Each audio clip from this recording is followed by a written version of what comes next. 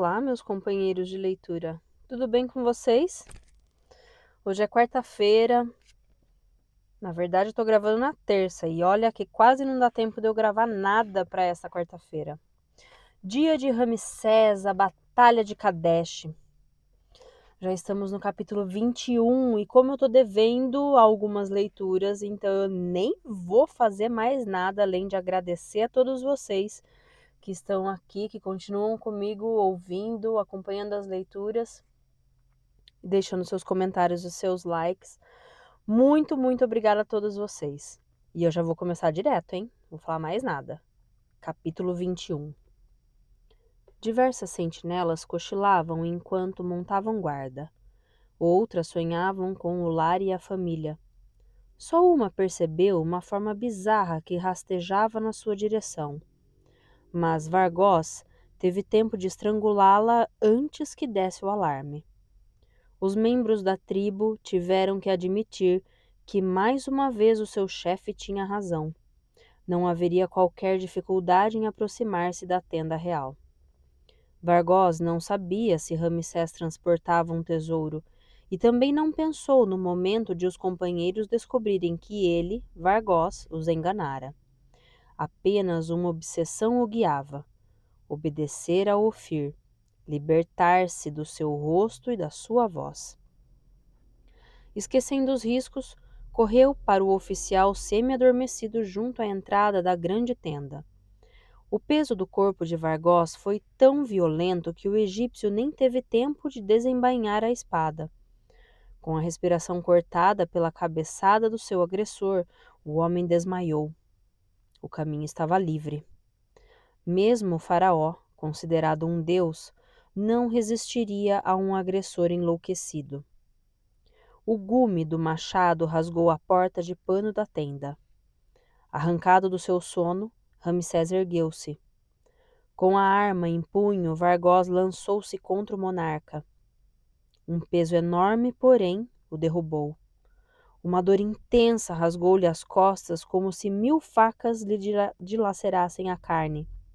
Voltando a cabeça, viu num átimo de segundo as mandíbulas de um gigantesco leão se fecharem sobre seu crânio, engolindo-o como um fruto maduro. O berro de terror do corredor das areias que seguia Vargós deu o alerta. Privados do seu chefe, desorientados, não sabendo se deviam atacar ou fugir, os ladrões foram trespassados por flechas. Só Matador matou 5 e depois, vendo os arqueiros se ocuparem da tarefa, foi dormir atrás da cama do seu dono.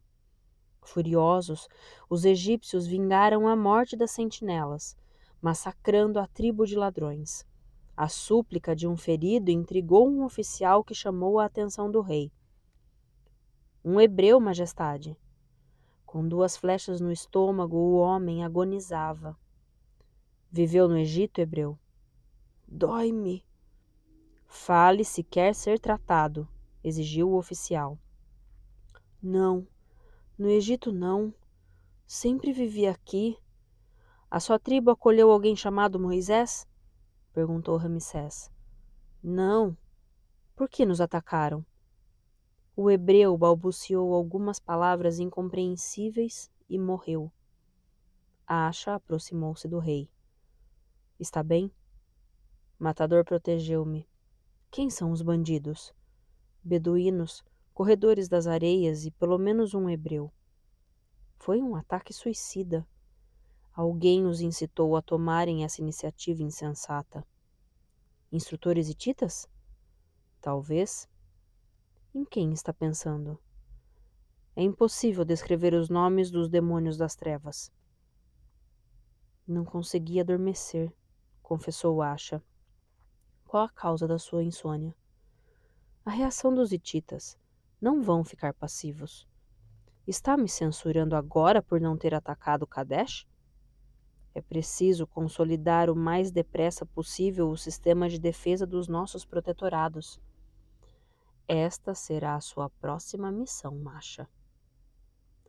Por questão de economia, Amene limpava uma velha tabuazinha de madeira para utilizá-la novamente como superfície de escrita. Os funcionários do seu serviço sabiam que o secretário particular do rei não suportava o desperdício e exigia respeito pelo material. O triunfo de Ramsés nos protetorados e a cheia perfeita de que se beneficiava o Egito tinham enchido Pi-Ramsés de alegria. Os ricos e os humildes preparavam-se para receber o rei, e os barcos traziam todos os dias alimentos sólidos e líquidos destinados ao monumental banquete em que todos os habitantes da cidade tomariam parte. Naquele período de férias forçadas, os camponeses descansavam ou iam de barco visitar membros da família que moravam longe. O delta do Nilo tornara-se um mar de onde emergiam ilhotas em que estavam erigidas as aldeias. Pi-Ramsés assemelhava-se a um navio ancorado no centro daquela imensidão. Só o espírito de Amene estava angustiado. Se realmente havia cometido a injustiça de colocar um inocente na prisão, que era mais do que um amigo fiel para Ramsés, essa mesma injustiça pesaria duramente na balança do julgamento do outro mundo. O escriba não ousara visitar Serramana, que continuava a clamar por sua inocência. O guarda a quem Amene confiara o inquérito sobre a principal testemunha de acusação, Nenofar, a amante de Serramana, apareceu em seu gabinete no fim da tarde. Obteve resultados? O guarda exprimia-se com lentidão. Afirmativo. Amene sentiu-se mais descansado. Ia finalmente ver claro. E Nenofar? Encontrei-a. Por que não a trouxe? Porque está morta. Por acidente? Segundo o médico a quem mostrei o cadáver, foi assassinato. Nenofar foi estrangulada. Um crime. Quiseram, portanto, eliminar essa testemunha. Mas por quê? Por que ela tinha mentido ou por que se arriscava a falar demais? Com o devido respeito, esse impasse não lança uma dúvida sobre a culpabilidade de Serramana? Amene tornou-se mais pálido do que de costume. Possuía provas contra ele. Provas não se discutem, admitiu o guarda. Pois discutem-se, sim, senhor. Imagine essa Nenofar sendo paga para acusar Serramana, assustando-se com a ideia de comparecer perante o tribunal, mentindo sob juramento e em face da regra. O seu mandante não tinha opção, tinha de eliminá-la. Claro que nos resta uma prova irrefutável. E se for uma falsificação? E se alguém tiver imitado a escrita do Sardo? Não é difícil. Serramana redigia toda semana uma nota de serviço que era afixada na porta da caserna da guarda pessoal do rei. Serramana vítima de uma trama. É nisso que acredita, não é verdade? O guarda concordou com a cabeça. Quando acha regressar, disse Amene, talvez eu possa libertar Serramana sem esperar pela prisão do culpado. Tem alguma pista? Nenofar não se debateu. É provável que conhecesse o seu assassino. Onde foi morta? Numa pequena casa do bairro comercial. Quem é o seu proprietário? Como estava desocupada, os vizinhos não puderam me esclarecer. Consultando o cadastro, obterei com certeza uma indicação. E esses vizinhos não notaram nada de suspeito? Uma velhota meio cega afirma que viu um homem de baixa estatura sair da casa no meio da noite, mas é incapaz de descrevê-lo. E se conseguíssemos uma lista das relações de Nenofar? É inútil esperarmos conseguir isso. E se Serramana fosse o seu primeiro peixe graúdo? Nefertari saboreou um longo banho morno. Com os olhos fechados, pensou na felicidade louca cujo perfume se aproximava, minuto a minuto no regresso de Ramsés, cuja ausência se assemelhava a um suplício. As servas esfregaram-lhe docemente a pele com cinza e natrão, mistura de carbonato e de bicarbonato de sódio que secava e purificava. Depois de uma última aspersão, a rainha estendeu-se nos mosaicos quentes e uma massagista friccionou-a com um creme à base de terebentina, azeite e limão, que lhe tornaria o corpo aromático durante todo o dia. Sonhadora, Nefertari entregou-se aos cuidados da pedicura, manicura e da maquiadora, que lhe rodeou os olhos com uma linha de tinta verde clara, simultaneamente ornamento e proteção. Como o regresso de Ramsés estava próximo, ungiu a soberba cabeleira da rainha com um perfume de festa, cujos principais componentes eram a estiracácia e o benjoim. Depois, estendeu a Nefertari um espelho de bronze polido cujo cabo fora esculpido na forma de uma jovem nua, evocação terrestre da beleza celeste de Hathor. Faltava colocar uma peruca de cabelos humanos, da qual desciam duas longas madeixas até os seios, e cuja parte de trás era encaracolada. A prova do espelho foi favorável pela segunda vez. Se me permite, murmurou a cabeleireira, Vossa Majestade nunca esteve tão bela. As camareiras encarregadas de vestir a rainha fizeram-na envergar um imaculado vestido de linho, que acabava de ser criado e confeccionado pela oficina de tecelagem do palácio. Mal a rainha se sentou para verificar a largura da admirável indumentária, um cão amarelo-dourado, robusto, musculoso, de orelhas caídas, cauda em espiral e focinho curto coroado com uma mancha negra, saltou-lhe para os joelhos. Um cão que vinha do jardim recentemente regado e cujas patas sujaram de lama o vestido real. Horrorizada, uma das camareiras agarrou uma pazinha destinada a matar moscas e avançou para bater no animal. Não lhe toque, ordenou Nefertari. É vigilante, o cão de Ramsés. Se procede assim, deve ter um motivo. Uma língua rosada, úmida e doce lambeu as faces da rainha e lhe tirou a maquiagem. Os grandes olhos confiantes de vigilante ofereceram-lhe um olhar cheio de indescritível alegria. Ramsés estará aqui amanhã, não é verdade? Vigilante pousou as patas da frente sobre as alças do vestido e agitou a cauda num entusiasmo que não deixava dúvidas. Fim do capítulo 21. Capítulo 22.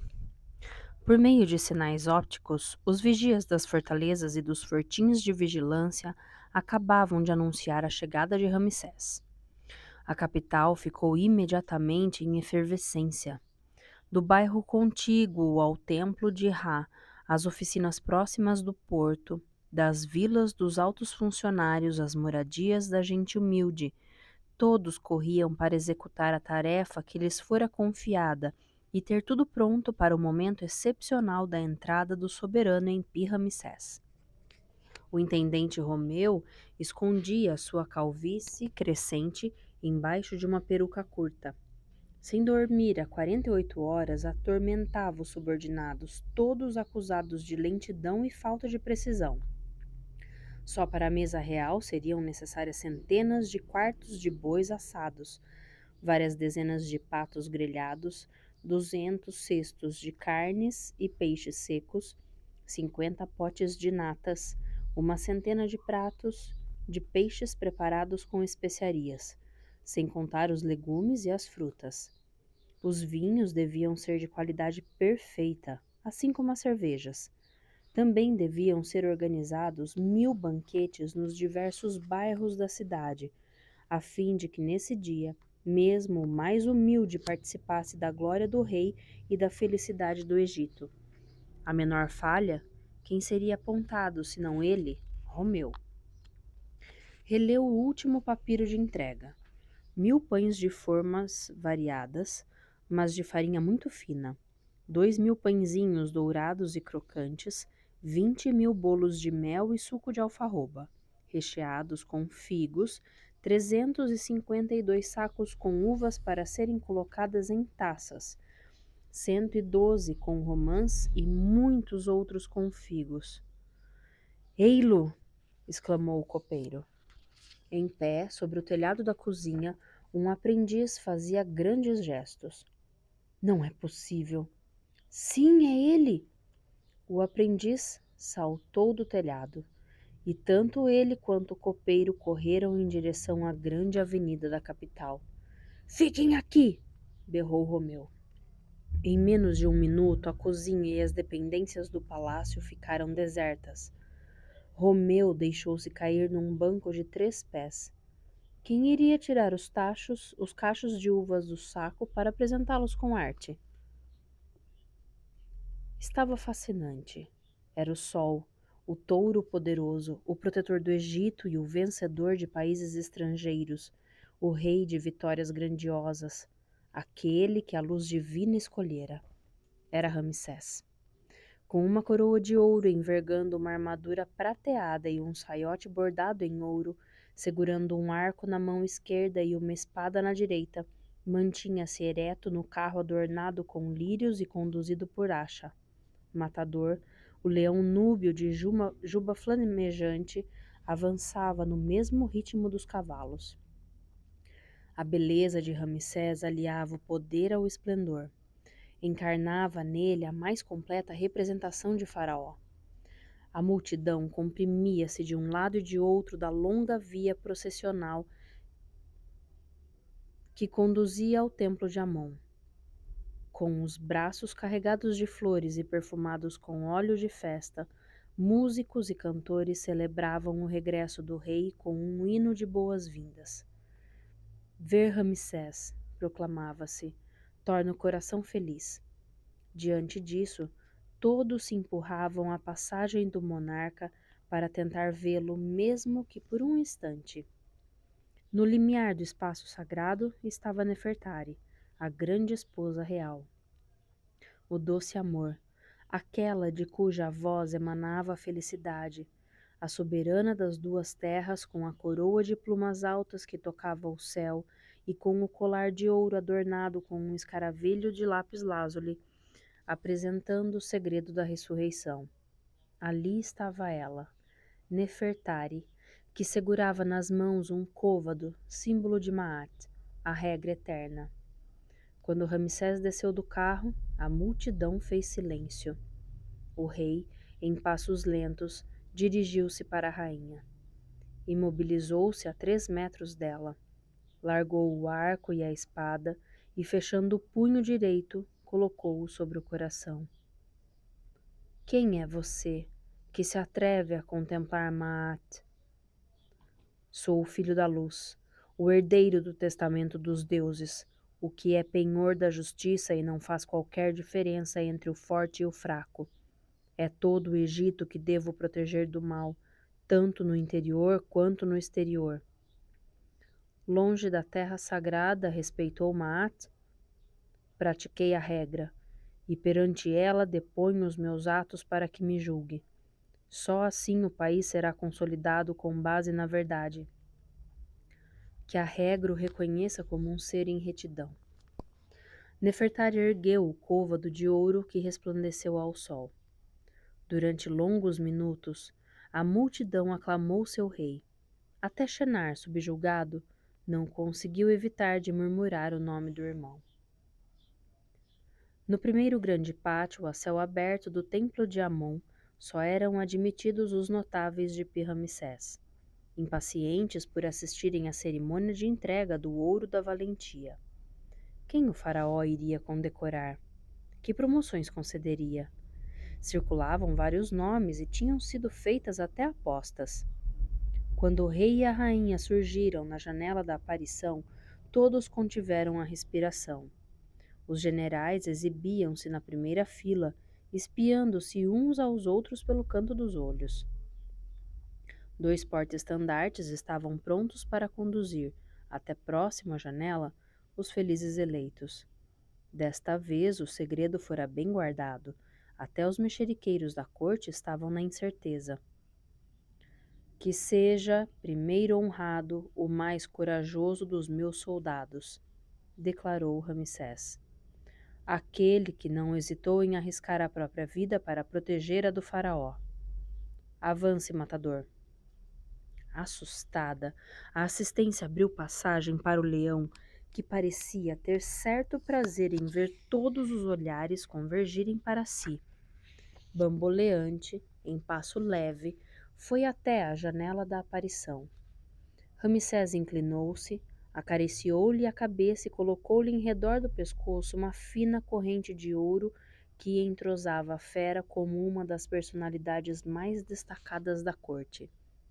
Satisfeito, o leão deitou-se na posição de esfinge. O rei murmurou 2 nomes ao ouvido dos portas-estandartes. Contornando o matador, os 2 guardiães ultrapassaram a fileira dos generais, depois a dos oficiais superiores e dos escribas, e pediram a Setaol e Lotus que os acompanhassem. O encantador de serpentes protestou, mas a sua linda esposa segurou-lhe a mão. Ver passar a núbia de pele dourada e cintura fina despertou os mais indiferentes, mas o aspecto rude de Setaol, enfiado na sua pele de antílope com múltiplos bolsos, não recolheu os mesmos aplausos. Que sejam honrados aqueles que trataram dos feridos e salvaram inúmeras vidas, disse Ramsés. Graças à sua ciência e dedicação, homens corajosos venceram o sofrimento e regressaram à sua pátria. Inclinando-se de novo, o rei colocou vários aros de ouro nos pulsos de Setaol e Lotus. A bela Núbia estava comovida, mas o encantador de serpentes resmungava. Encarrego, Setaol e Lotus, a direção do laboratório do palácio. Terão como missão aperfeiçoar os remédios à base de veneno de répteis e garantir a sua distribuição para todo o país. Preferiria minha casa no deserto, resmungou Setaol. Lamenta estar mais perto de nós? Perguntou Nefertari. O sorriso da rainha desarmou o resmungão.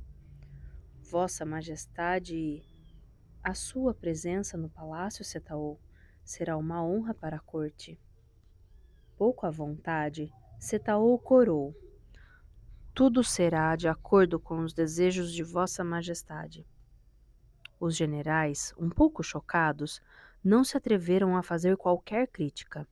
Em qualquer ocasião, não tinham recorrido à arte de Setaol e Lotus para facilitar uma digestão difícil ou aliviar uma respiração presa? O encantador de serpentes e a esposa haviam cumprido corretamente a sua missão durante a campanha. A sua recompensa, embora exagerada aos olhos dos graduados, não era imerecida. Restava saber qual dos generais seria distinguido e ascenderia ao posto de comandante-chefe do exército do Egito, sob as ordens diretas do faraó. A escolha era decisiva, porque o nome do eleito seria revelador da futura política de Ramsés. O nome do mais idoso dos generais seria a prova de passividade e de contenção. O do chefe da cavalaria, anúncio de uma guerra iminente. Os 2 porta-estandartes ladearam acha. Fino, elegante, muito à vontade, o jovem diplomata ergueu um olhar respeitoso para o casal real. Honro, meu nobre e fiel amigo, declarou Ramsés, porque os seus conselhos me foram preciosos. Também não hesitou em expor-se ao perigo e soube convencer-me a modificar os meus planos quando a situação o exigia. A paz será restabelecida, mas continua frágil. Surpreendemos os revoltosos com a nossa rapidez de ação, mas como reagirão os hititas, os verdadeiros autores de tudo o que aconteceu? É verdade que reorganizamos as guarnições das nossas fortalezas de Canaã e deixamos tropas na província de Amurru, a mais exposta a uma desforra brutal do inimigo. Mas temos de coordenar os esforços de defesa nos nossos protetorados, a fim de que não estoure uma nova sublevação. Confio essa missão a Acha. A partir de agora, grande parte da segurança do Egito estará em suas mãos. Acha curvou-se, e Ramsés colocou em torno do seu pescoço 3 colares de ouro. O jovem diplomata acendia o estatuto de notável do Egito. Os generais uniram-se no mesmo rancor. Não competia a um dignitário sem experiência ocupar-se da tarefa tão difícil. O rei acabava de cometer um grave erro. Era imperdoável demonstrar assim falta de confiança na hierarquia militar. Shenar perdia o seu adjunto no Ministério dos Negócios Estrangeiros, mas ganhava um precioso aliado com poderes mais amplos. Ao nomear o amigo para aquele posto, Ramsés corria para a sua perda. O olhar de conivência trocado entre Acha e Shenar foi para este último o melhor momento da cerimônia. Acompanhado por vigilante e matador, felizes por se reencontrarem e poderem brincar juntos, Ramsés deixara o templo e voltara ao carro para cumprir uma promessa. Homero estava rejuvenescido. Sentado sob o seu limoeiro, tirava o caroço de tâmaras que Heitor, o gato preto rajado de branco, farto de carne fresca, olhava com indiferença. Lamento não ter assistido à cerimônia, majestade. As minhas velhas pernas tornaram-se preguiçosas e já não posso ficar de pé durante horas. Sinto-me feliz por revê-lo com perfeita saúde. Quer oferecer-me essa cerveja à base de suco de tâmaras que você próprio preparou? Na paz da tarde, os dois homens saborearam a suave bebida. Concedeu-me um raro prazer, Homero, o de acreditar por um instante que sou um homem como os outros, capaz de gozar um momento de repouso sem pensar no amanhã. Como está indo a sua Ilíada? Tal como a minha memória, semeada de matanças, cadáveres, amizades perdidas e manobras divinas.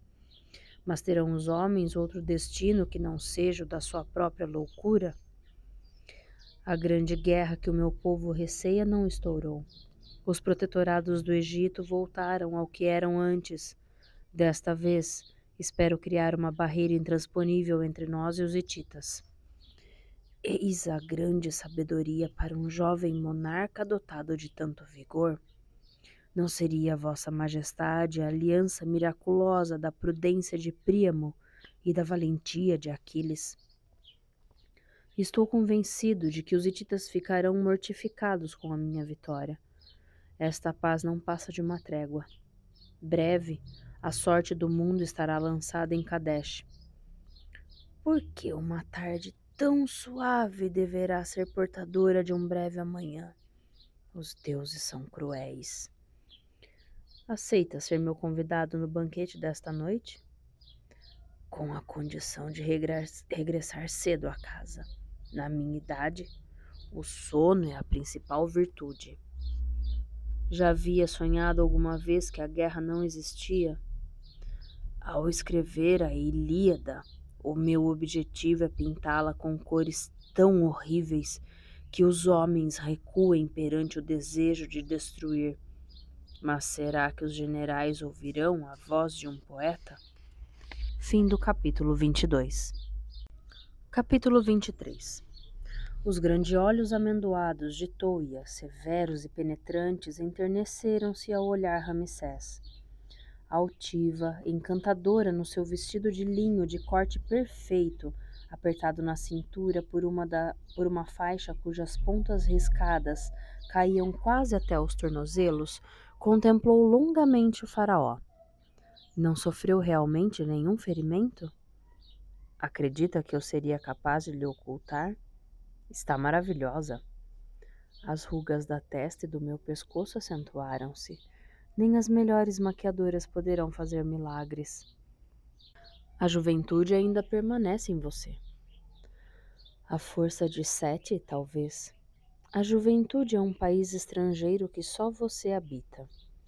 Mas por que ceder à nostalgia nesta noite de festa? Ocuparei o meu lugar durante o banquete, não se preocupe. O rei abraçou a mãe com força. Você é a alma do Egito. Não, Ramsés. Eu sou apenas a recordação, o reflexo de um passado ao qual você deve fidelidade.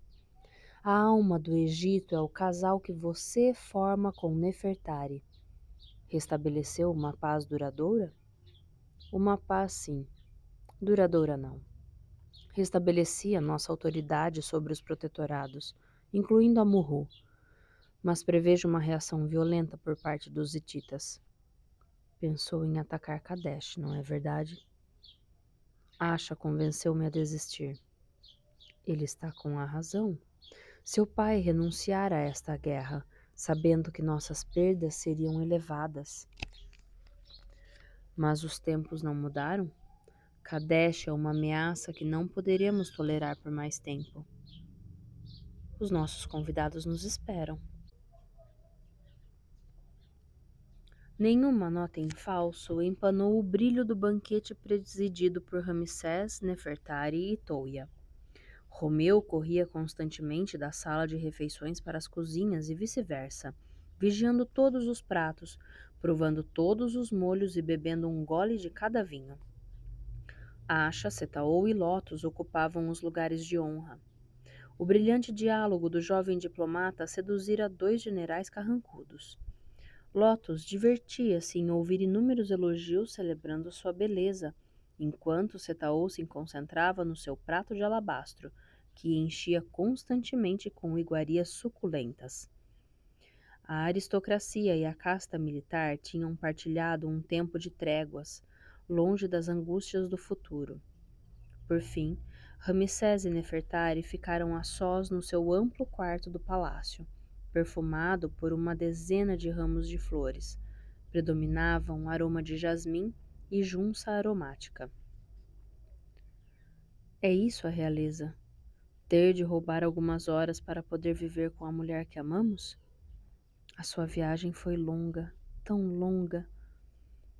Estenderam-se sobre um grande leito, lado a lado, as mãos entrelaçadas, saboreando o prazer do reencontro. É estranho. A sua ausência torturava-me, mas o seu pensamento estava presente em mim. Todas as manhãs, quando ia ao templo para celebrar os rituais da madrugada, a sua imagem destacava-se das paredes e guiava os meus gestos. Durante os piores momentos da campanha, o seu rosto nunca me abandonou. Sentia você ao meu redor como se fizesse bater as asas de Ísis quando ela dá vida a Osíris. Foi a magia criada pela nossa união. Nada deve quebrá-la. Quem ousaria fazê-lo?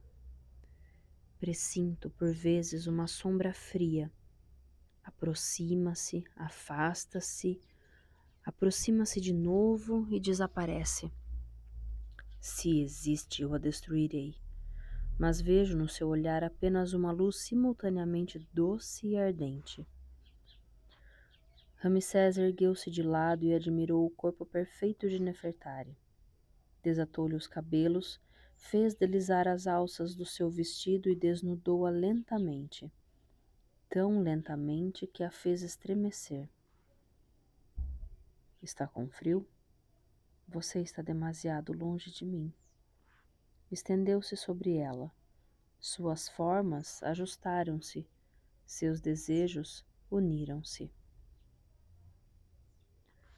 Às 6 horas da manhã, depois de ter tomado um banho e lavado a boca com natrão, Amene mandara que lhe levassem ao gabinete o desjejum, composto por infusão de cevada, iogurte, queijo fresco e figos. O secretário particular de Ramsés comia depressa, com os olhos fixos num papiro. Surpreendeu-o um ruído de sandálias de couro nos mosaicos.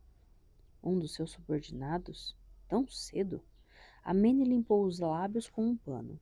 Ramsés! Qual a razão de ter faltado ao banquete?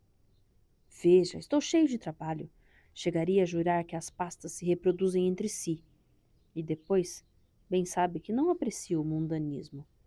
Tencionava pedir-lhe audiência esta manhã para apresentar os resultados da minha gestão. Tenho certeza de que são excelentes. O esboço de um sorriso iluminou o rosto sério de Amene. A confiança de Ramsés era o seu bem mais precioso. Diga-me, por que essa visita matinal? Por causa de Serramana. Era o primeiro assunto que queria abordar. Fez muita falta durante a campanha. Foi você que o acusou e prendeu por traição, não é verdade? As provas eram esmagadoras, mas reabriu o inquérito. Por quê? Porque tive a sensação de estar sendo manipulado. E as famosas provas contra a Serramana parecem-me cada vez menos convincentes. A sua acusadora, uma mulher leviana, Nenofar, foi assassinada. Quanto ao documento que demonstra sua cumplicidade com os hititas, estou impaciente por submetê-lo à sagacidade de Acha. Então vamos acordá-lo? As suspeitas que Acha havia levantado a respeito de Amene foram dissipadas, mas essa felicidade o rei guardou só para si. Leite fresco com mel despertou Acha, que confiou sua companheira da noite às mãos peritas do massagista e do cabeleireiro. Se Vossa Majestade em pessoa não estivesse na minha frente, não teria coragem nem de abrir os olhos, confessou o diplomata. Abra também os ouvidos, recomendou Ramsés. O rei e seu secretário nunca dormem? A sorte de um homem injustamente preso vale mais que um despertar brutal, sublinhou Amene. De quem está falando? De Serramana.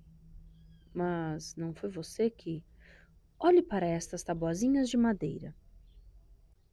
Acha esfregou os olhos e leu as mensagens que Serramana redigira para o seu correspondente Tita, prometendo-lhe que não lançaria suas tropas de elite contra o inimigo em caso de conflito. É uma brincadeira? Por que diz isso? Porque os grandes personagens da corte Tita são todos extremamente melindrosos. Dão uma importância vital às formalidades, inclusive ao correio secreto. Para que mensagens como estas cheguem a Hattusa, existem uma forma de redigir observações e perguntas que Serramana ignora.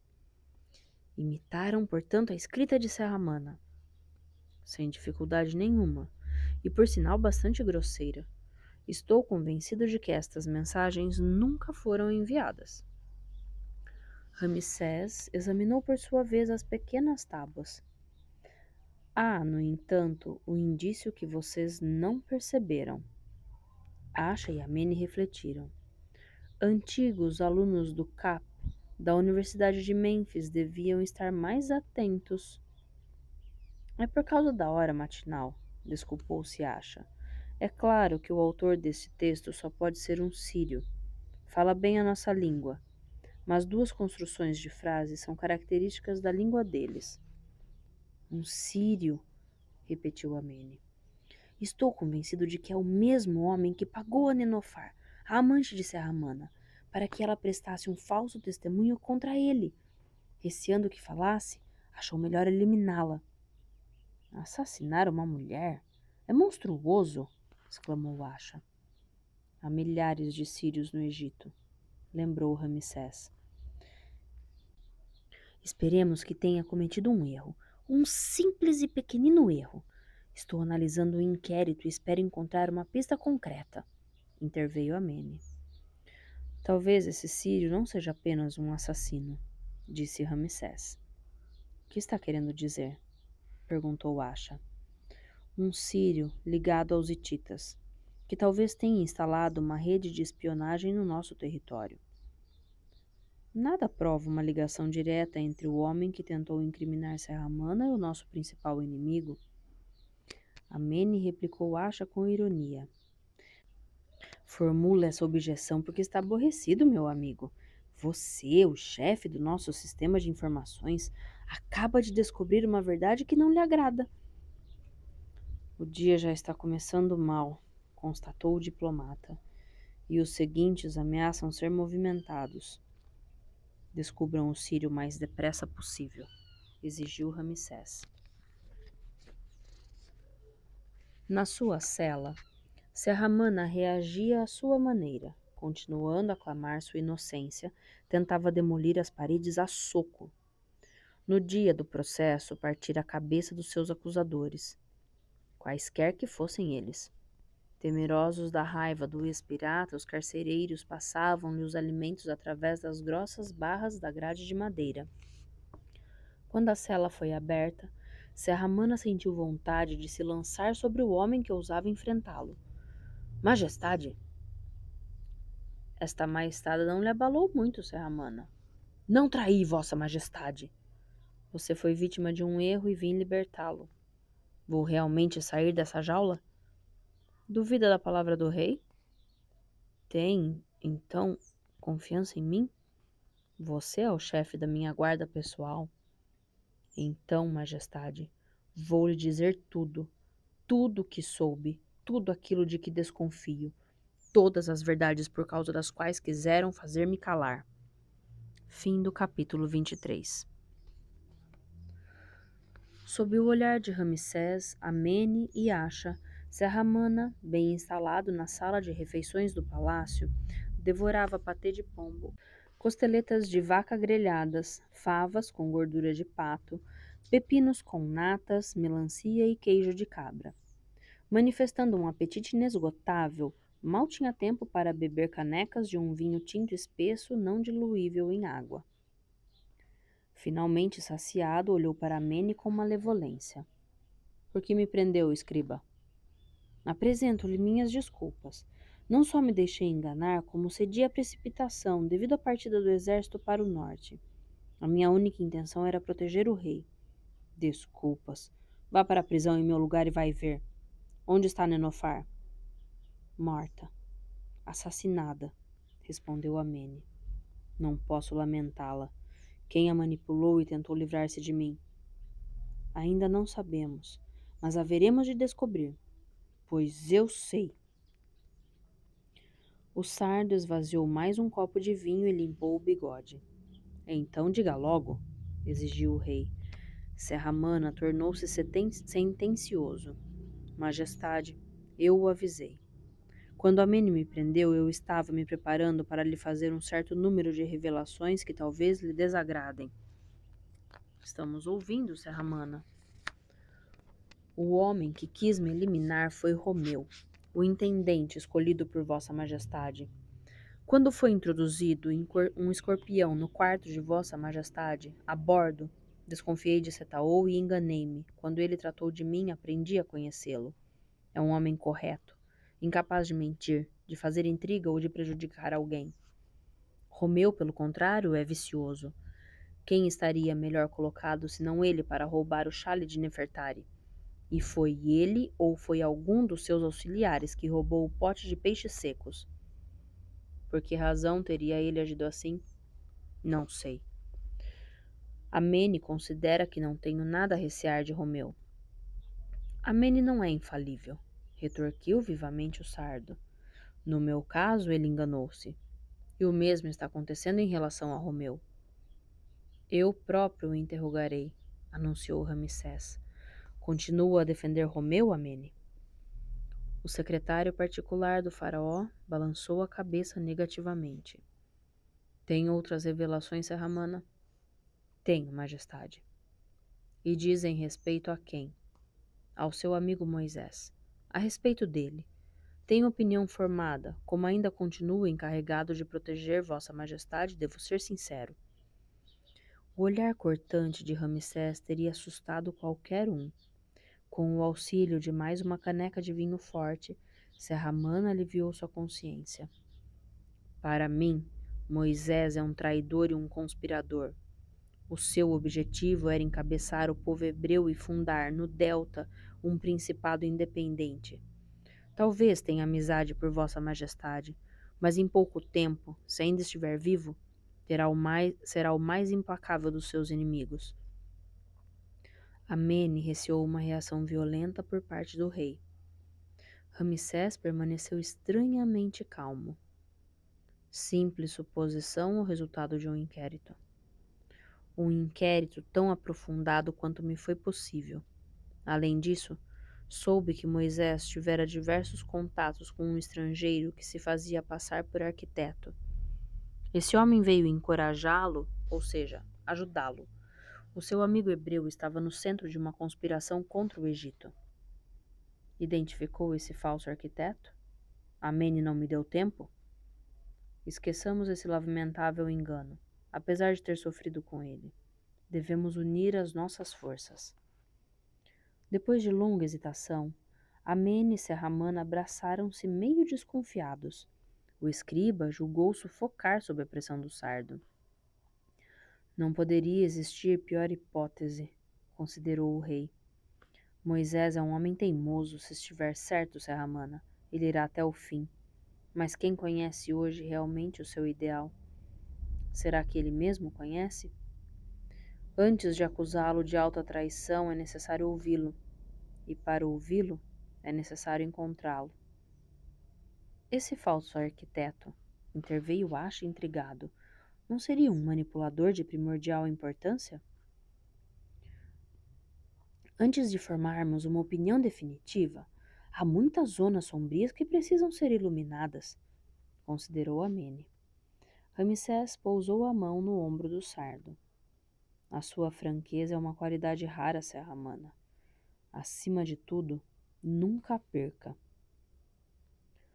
Durante a semana seguinte ao regresso triunfal de Ramsés, Shenar, como ministro dos Negócios Estrangeiros, só teve boas notícias a comunicar ao irmão.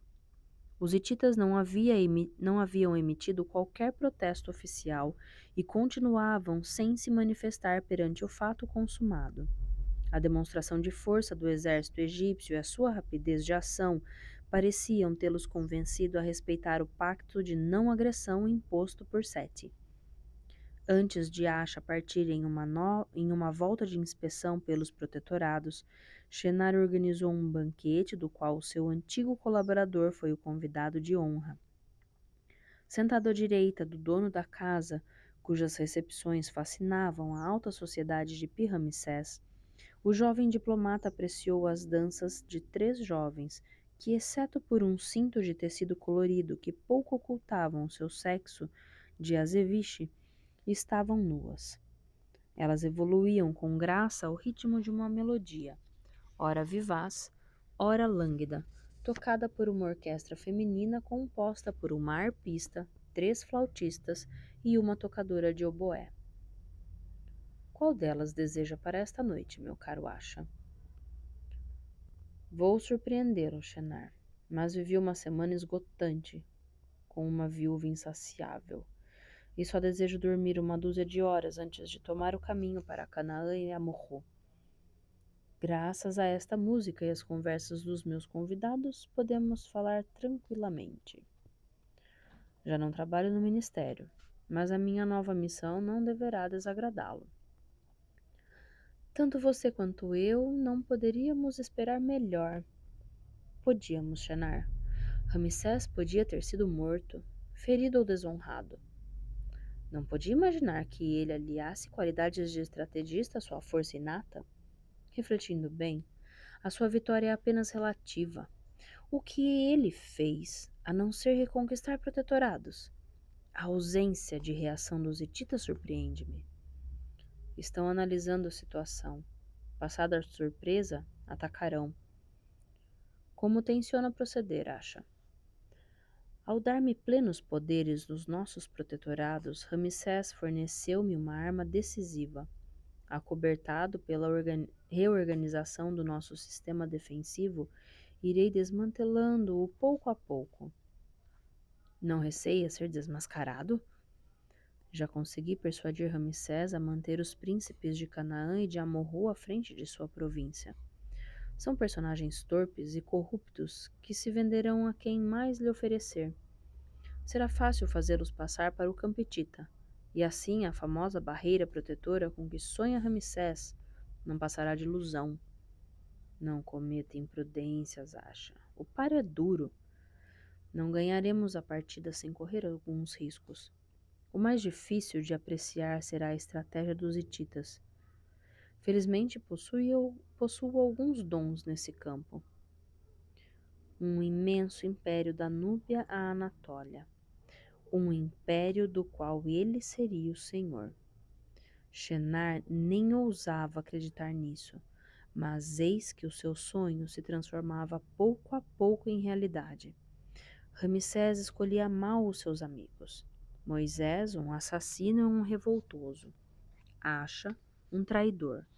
Setaú, um extravagante sem envergadura. Restava Mene, intratável e incorruptível, mas desprovido de ambição. É necessário arrastar Ramsés para uma guerra insensata, continuou Asha. Assim ele surgirá como causador do naufrágio do Egito e você como salvador da pátria. Eis a linha direcional que não devemos esquecer. Ramsés confiou-lhe outra missão? Sim, a de encontrar Moisés. O rei tem o culto da amizade. Mesmo que o sardo considere Moisés culpado de alta traição, o faraó não o condenará antes de ouvi-lo. Alguma pista séria? Nenhuma. Ou o hebreu morreu de sede no deserto, ou está escondido numa das inúmeras tribos que cruzam o Sinai e o Negueb. Se ele se estabeleceu em Canaã ou Amorru, acabarei sabendo. Se Moisés liderasse uma tribo rebelde, poderia nos ser útil. Há um detalhe perturbador, sentenciou Acha. Segundo Serramana, Moisés teve misteriosos contatos com um estrangeiro. Aqui, em Pi-Ramsés? Aqui mesmo. Foi identificado? Não. Sabe-se apenas que se fazia passar por arquiteto. Shenar fingiu indiferença, mas sabia que Ofir já não era um completo desconhecido. É verdade que o mago não passava ainda de uma sombra, mas tornava-se uma ameaça potencial. Dali por diante, nenhuma ligação de qualquer espécie devia ser estabelecida entre ele e Ofir. Quem praticasse magia negra contra o faraó estava passível de pena de morte. Ramsés exige a identificação desse personagem, acrescentou Acha. Com certeza é um hebreu em situação irregular. Talvez tenha sido ele quem conduziu Moisés pelos caminhos do exílio. Aposto que não tornaremos mais a ver nenhum nem outro. É provável. Contemos com Amene para tentar clarear mais esse caso, sobretudo depois do seu grave erro. Acha que Serramana o perdoará? Parece que o sardo está bastante rancoroso. Não caiu numa espécie de armadilha? Inquiriu Shenar. Caiu, porque um sírio comprou a cumplicidade de uma prostituta e a estrangulou para impedi-la de falar, depois de ter acusado o sardo. E foi o mesmo estrangeiro que imitou a escrita de Serramana para que se acreditasse que o sardo era um espião pago pelos hititas. Uma mentira feita com certa habilidade, mas demasiado superficial. Shenar teve alguma dificuldade em manter a calma, o que significa que existe uma rede de espionagem no nosso território. Raya, o mercador sírio aliado principal de Shenar, estava ameaçado. E o pior, Acha, o seu outro aliado essencial, era quem tentava descobri-lo e prendê-lo. Deseja que o meu ministério investigue sobre esse sírio? Amene e eu nos encarregaremos disso. É melhor agir de forma discreta para não espantar a caça.